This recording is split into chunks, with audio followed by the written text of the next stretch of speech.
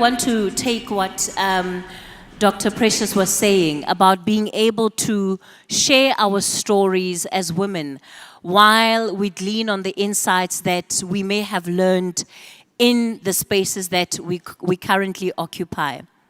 So a good place to start would be when we talk about new economies, and Nthabiseng, I'm going to pick on you because this is a good one for you to set the scene for us.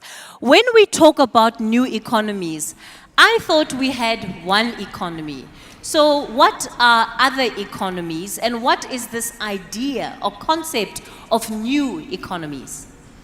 Thank you so much, and a very good morning to everyone that's here. Well, I'll do the icebreaker. So I think generally speaking, when we think about the economy, and all of us think about what are the productive sectors of the economy, you think about retail, where you buy your goods and services. You think about the chairs you're sitting on, who made them? These are your manufacturers, the producers. You think about banks, financial services, you think about tourism. However, when you look at the current economic output in South Africa, and I'll use us as a context, our contribution comes from three main key sectors, and that's your primary sector, and you think about that as mining, agriculture, quarrying services. If you go into the secondary sectors, that's your more productive sectors, your value-added sectors, right? That's where we process goods. So the third tier is tertiary services, where you need professional skills, high-level competency skills, and these are where you use your knowledge, your capabilities of thinking, innovation. So this is where you find your ICT, real estate, business services, financial services. Within all those three, these are economic activities that are currently occurring. When you think about new economies, you're looking at what are the new industries within these three tiers that are using and adopting very high growth technology, that are using and adapting artificial intelligence. I would also say new economies are economies, particularly in the South African context, that haven't necessarily been predominantly large in terms of our structure of the economy. I would say a new economy for us as women is industry. I would say a new economy for us as women is manufacturing. I would say a new economy for us is renewable energy. We talk about the 4IR. How involved are we in the value chain of that? So we are more buyers and consumers of Instagram, of Facebook, Twitter, but behind the scene, you have digital programmers, you have data scientists, you have people that are actually building the systems behind the scenes. And so these are all new sectors where we can expand and grow. And I think one of the pivotal ones that all of us are affected by is energy. Renewable energy, and looking at what is the proportion of women who are entering. This is a new sector. This is a new industry. This is a growing sector, and it has growing capabilities for us to actually have all the gains, the multiply effects that we could accrue. Revenue, jobs, inclusion, the multiply effect in our families. Your children can then go to school. You can buy and consume. You also have a value add within the value chain, and you contribute into new ideas and innovation in the sector. So these are, I'd say, some of the principles that you could make use of in looking at what are these. And so in regions, in provinces, in areas where there's not much economic activity, many subsectors could actually be new economies. You've brought up the word entrepreneurship, and it's a key part of our conversation this morning because the only way in which we foster greater participation in the economy, or even in new economies, especially for women, is through entrepreneurship. But what we also know is that it is very difficult for women to succeed and to thrive as economists. Most times, many people are just making enough to feed their families and get on to the next day. So what is it, and this will lean perhaps a bit more on the personal experience because you're all entrepreneurs in your own right, but what is it that is going to be the catalyst we need for sustainability when it comes to women and entrepreneurship?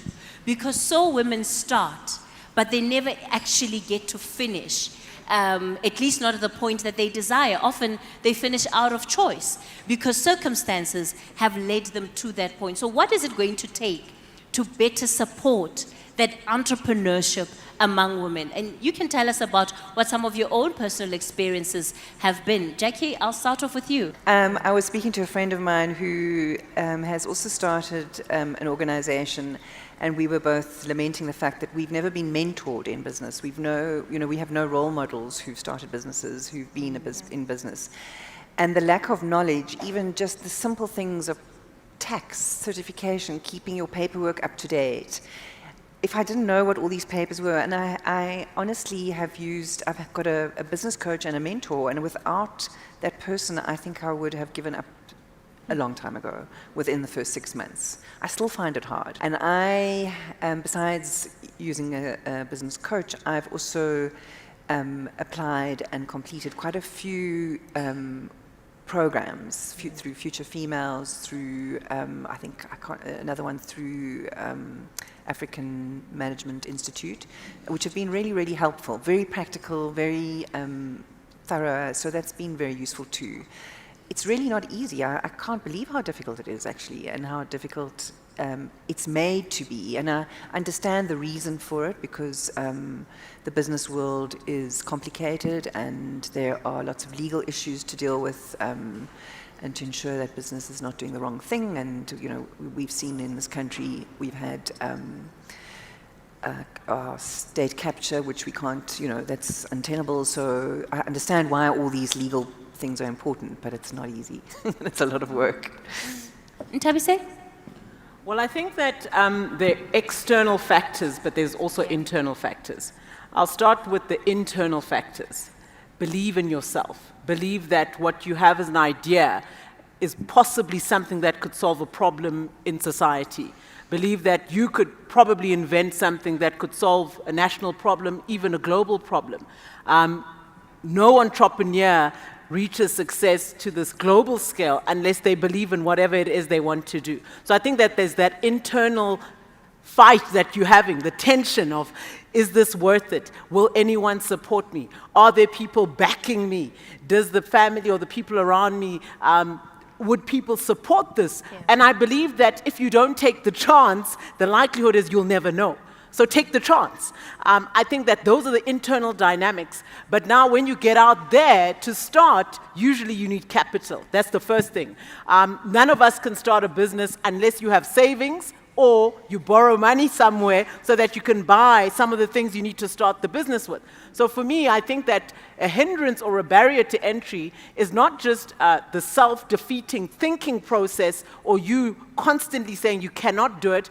Even if you have a good idea, you will need the money. You'll need the finance. So I think provision of capital, cheap capital, is very imperative. I think the other aspect I think that Jackie mentioned is that if you don't have people that you can talk to about market access, I want to call it market access. A lot of us have good ideas. You may have started a business. Where are you selling your product? What we need now in this country is scale. We need to massify existing entrepreneurs who have very good ideas. How do they reach all the provinces? How do they reach all the regions? How do you get outside of just selling out of your boot or to the friends and the family or the people that are in your circle? And I believe that requires a marketing strategy. You need to come to events like this, engage people in your sector, attend events in your sector, put yourself out there. You may not think just take a chance. Put yourself out there, attend events, engage with people, connect with people on LinkedIn, attend functions and become someone who knows the people in your sector. There's various sectors I believe all of you are in, and become an industry, go to industry events so that you can become at least accrued with the people. And I think, Kathy, the last thing in terms of the external factors and the external environment, in addition to capital and market access, I think the last aspect is that we have to see deliberate support of women, targeted implementation. So we have a lot of equity plans, and I think where you sit as a manager or as an executive, or you sit in a policy position, how is your business faring in meeting those targets? Who is holding accountable those entities that are supposed to monitor whether many of the state entities or the businesses, particularly those that are listed, they've got a lot of targets around equity, around supplier development programs. Are they meeting their targets? What are the current positions on these? And is there equity in terms of disbursement of the products that they buy? And I think that many of them are not. So I think we need to put our fingers on them and find them. But if you're there and you're a manager, find out, are they meeting their equity and their employment equity plans, their enterprise supply development targets? Are women in the main getting some of the procurement? If not, do something about it. Find the suppliers that are women and black and business-owned, youth-owned businesses so that we can have new and inclusive companies within all of our economic sectors.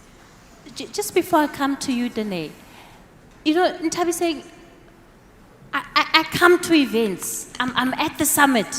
I heard you say you're the chairperson of the NEF. I come to you and I'm like, Nthabiseng, this is my idea. It's going to work. I just need you to support me. And you're like, great, get in touch with me. And then... Let me help you, Kathy. So don't get in touch with me. We have internal processes, and I think this is the mistake a lot of us make, particularly as even you think that the solution is in an individual. There's a systemic process that has been put in place by institutions. So in an institution, if you're applying for funding, find out what is the funding application process. So you can come to me. I'm not the one who takes you through an investment process. Usually, there is an application process. It goes to various committees. What I can do is encourage you to invest and go spend time on the NEFCorp, that's our website, NEFCorp website. But not just that. Go and apply. Put your business plan in. Even if you think it's not ready, put it in, because we have what we call pre-investment support that enables us to say, here's what is lacking. We ask you further questions with our analysts and our team that will then ask you and solicit information from you. I would be lying to you now if I guarantee you, Kathy, on this platform and say, you've got a great idea. I think you'll make it. Why? Because analysis has to be done on the market that you're going to go and potentially enter into. What is this product? And remember, there is a limitation to the capital that we have, so we can only choose so many companies to actually disperse because we're not capitalized by the state. So we similarly are constrained, but we do disperse. In fact, Kathy, thank you for putting that question to me. We have a women's fund. We are probably the only DFI, the only development finance institution that has a women's fund. So that means that primarily we target majority-owned, woman-owned firms. So we target you, and we've put money aside so that we can finance a woman-owned, black-owned business in the majority, so that we can enter into these property, manufacturing, tourism, and various other subsectors. And we've deliberately invested, particularly in the youth. So I want to encourage you, do apply.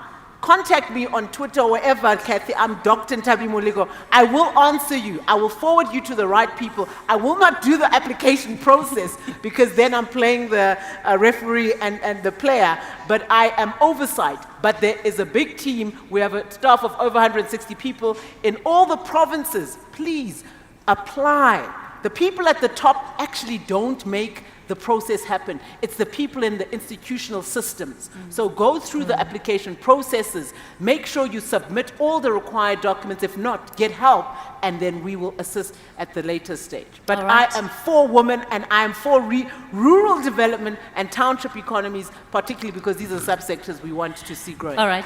Dr. Futhi, before you come in, Sis Futhi, before you come in, just a reminder, right on the stage behind me, it's also on the right side of the stage. You've got that hashtag on slido.com. That's where I'm going to be taking your questions for our panelists. You can put those questions there, and in a moment, of course, I am going to be opening the session up to all of you. Yes, yeah, Sis Futhi. I do want to react to the point that you raised, because it really, truly is the problem that women entrepreneur faces. They come to events like this, they chat, After that, it's a big problem to get through and even get that funding that they hear about every day. I do want to congratulate the NEF though, because you truly are the one fund that addresses women.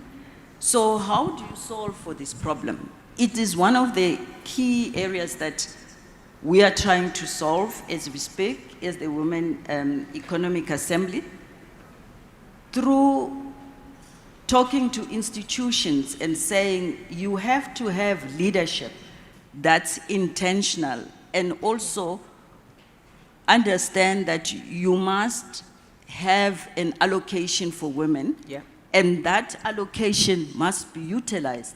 Trifosa Romano currently leads that sector of trying to say, how do you create an impact fund for women, not through creating a structure, but being able to tell any woman that says, I want this fund, I want funding for my business in this area, and then you say, no, go to Zamakanyile at, or previously NEF.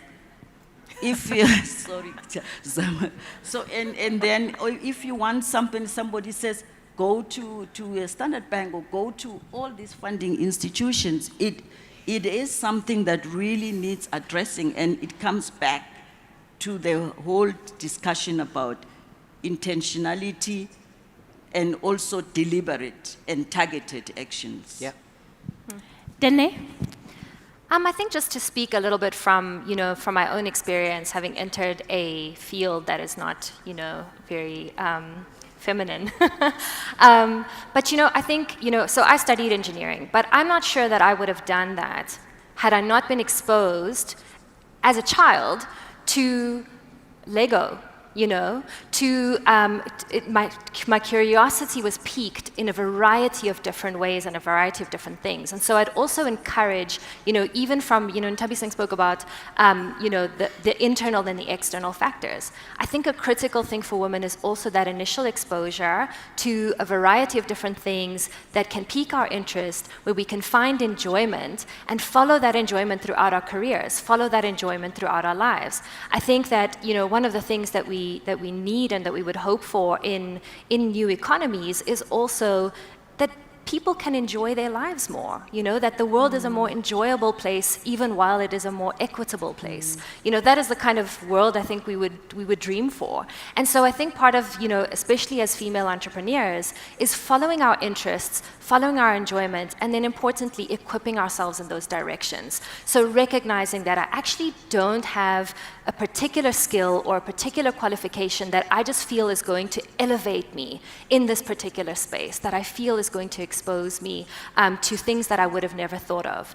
And I think the other thing is also to, in as much as I think there's so much value, and I really believe in this idea of, women kind of coming together and creating our own economies, creating our own worlds, there's also immense benefit in, I want to say this very just straightforwardly, but, as someone who studied engineering, and one of the reasons that I'm involved in the renewable energy startup that I'm involved in is I made friends with boys.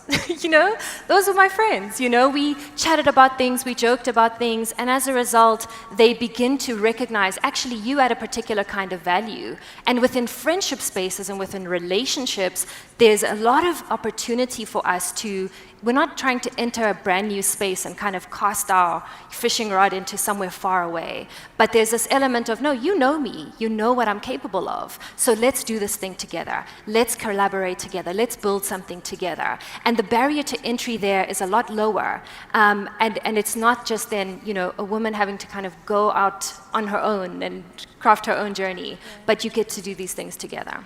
As you're speaking, Deney, I'm wondering just how realistic that is for the majority of women. Because in as much as I would like to follow my enjoyment, I'm told, as Nthabiseng so clearly articulated, that if I'm to even have a chance, there's specific places that I should be looking at in terms of sectors where I have the potential of making it as an entrepreneur. So where does that balance come in? how do we find that balance of where to go and what to do? So, to what you and Faith said earlier, I think intentionality is very, very key. To very intentionally pursue our curiosity, to very intentionally pursue our interests, and as I've mentioned, to equip ourselves within those lines of work and lines of in those various sectors and fields as well. I think one of the things that we can take for granted is that your dream is a journey. It is not a destination, right? So even your dream to be an entrepreneur, it is a journey. And it is something that we, in many cases and in my own experience, I've had to take on interesting roles and different things throughout my career long before I became an entrepreneur that were very uncomfortable, that were very, these very kind of different and interesting things that I got to follow in my career. And I didn't know if those things would pay off. But it was also a matter of taking the risk, taking the chance, recognizing that I don't fit into a lot of these different boxes. So this particular thing that looks very risky and very new is actually something where I can craft my own way and I can prove my own value to an organization to the point where you can then later start to leverage the relationships you had within an organization, within a corporate, within your line of work to actually then venture out on your own. And I think for a lot of people that is the journey of entrepreneurship. You start somewhere, you build a base, you build a network, and then you begin to venture out and continue to pursue your passion in a much more intentional and much more directed and narrow way. All right. Sis Futhi, you want to come in? Yes, I do want to say that from an external factor as well, the ecosystem needs to be supportive. Yeah. And it cannot just be supportive unless there is also an intention to do that. So by the ecosystem, you need mentoring, you need coaching, you need hand-holding. So it's really multifaceted approaches that needs to happen. And it also is related to where is this woman sitting. If you are sitting in the rural community, your needs are even basic. You just need the information that tells you what is possible. So you need somebody to be there. That's why all the role players become very important, because when you talk about the rural communities, you are then looking more to state actors to support you by disseminating that information which is relevant. And then when you are somewhere else in the city, maybe your situation is different in that you have even access to technology, you can watch compared to. So the solutions really depend.